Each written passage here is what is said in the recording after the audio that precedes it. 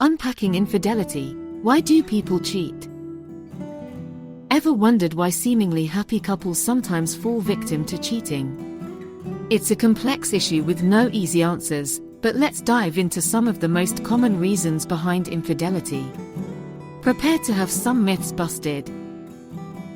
Forget the idea that some people are simply predisposed to cheating. While individual personality traits can play a role, infidelity is rarely about inherent moral failings. It's usually a symptom of deeper issues. Instead of labeling someone a born cheater, consider the circumstances and underlying motivations. This allows for a more nuanced understanding of the situation. One of the most frequent reasons for cheating is dissatisfaction within the primary relationship. This can manifest in many ways. Perhaps there's a lack of emotional intimacy, unmet sexual needs, or constant conflict. These unresolved issues can create a void that someone seeks to fill elsewhere. Communication breakdowns are often a major contributor to this dissatisfaction. When partners stop talking openly and honestly, resentment can build. Sometimes, cheating isn't about a conscious decision, but rather a series of unfortunate events. Opportunity can knock when someone is vulnerable. Think about work trips, social gatherings, or even online interactions. These situations can present temptations that are difficult to resist, especially when coupled with other factors. Social media and dating apps have undoubtedly made it easier to connect with potential partners outside the relationship.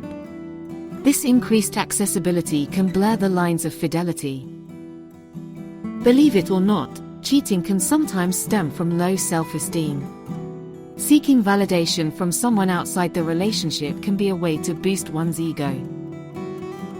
An affair can provide a temporary sense of excitement, desirability, and attention. This can be particularly appealing to someone feeling insecure or unappreciated. However, this type of validation is often fleeting and ultimately unsustainable. It doesn't address the underlying issues of self-worth. In some cases, cheating is a direct response to feeling hurt or betrayed. It can be an act of revenge, fueled by anger and resentment. If someone feels wronged by their partner, they might seek to inflict the same pain. This is a destructive cycle that rarely leads to positive outcomes. It's important to address feelings of anger and resentment in a healthy way, rather than resorting to retaliatory behavior. A lack of clear communication and boundaries can also contribute to infidelity. When expectations aren't clearly defined, misunderstandings can arise.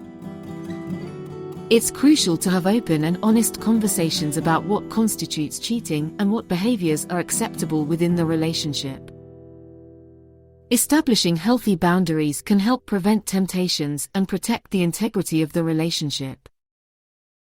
Cheating is a complex issue with a multitude of contributing factors. It's rarely a simple case of good versus evil. Understanding the underlying motivations behind infidelity can help us approach the topic with more empathy and nuance. Remember, open communication and addressing relationship issues are key to preventing cheating. Now, we want to hear from you. Share your thoughts on this topic in the comments below. What other factors do you think contribute to infidelity?